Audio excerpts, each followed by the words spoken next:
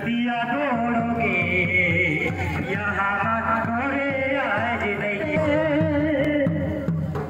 देखा दूसरी नजर में कैसी छोटी लोए कल बाजे दोस्तों की सदियां तोड़ोगे यहाँ मत। আজি আমি কুমচাং আৰু টংনা গাঁওবাসী উড়িয়া সমাজৰ উদ্যোগত নোয়াখাই উৎসৱ পঞ্চম বাৰ্ষিক পালন কৰিছোঁ।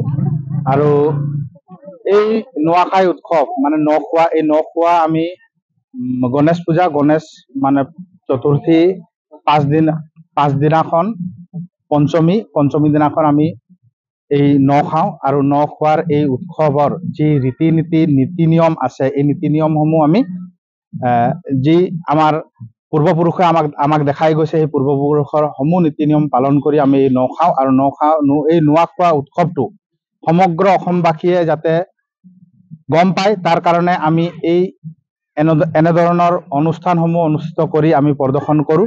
আৰু অসম চৰকাৰকো আমি এই প্ৰদৰ্শনৰ দ্বাৰা আমি তেখেতসকলক আমি অসম চৰকাৰক আমি ভাৰত চৰকাৰক অনুৰোধ জনাব বিচাৰোঁ যে আমাৰ উড়িয়া জনগোষ্ঠীটোক উড়িয়া জাতিটোক যাতে জনজাতি মৰ্যাদা দিয়ে তাৰ কাৰণে আমি আহ্বান জনাইছোঁ।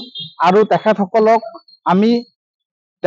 অনুৰোধ জনাইছোঁ যে তেখেতসকলে যাতে যিসমূহ জনজাতীয় লোকসকলৰ যেনেধৰণৰ পৰম্পৰা বিধি অনুযায়ী তেখেতসকলে যিসমূহ নীতি নিয়ম পালন কৰে সম্পূৰ্ণ নীতি নিয়ম এই উড়িয়া সমাজে পালন কৰে।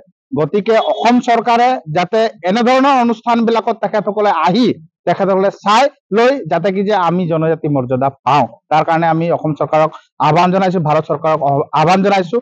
অন্যথা পৰৱৰ্তী সময়ত কিন্তু উড়িয়া জাতি কেতিয়াও ৰখি নাথাকে। এনেধৰণে তেখেতসকলৰ যিসমূহ মানে ফুলজাৰি তেওঁলোকে নিৰ্বাচনী সমূহত দিয়ে এইসমূহ ফুলজাৰি নলয় উড়িয়া সমাজে আৰু তেখেতসকলক প্ৰত্যুত্তৰ দিয়াৰ খাতিৰত উড়িয়া সমাজ সজাগ হৈছে, সচেতন হৈছে।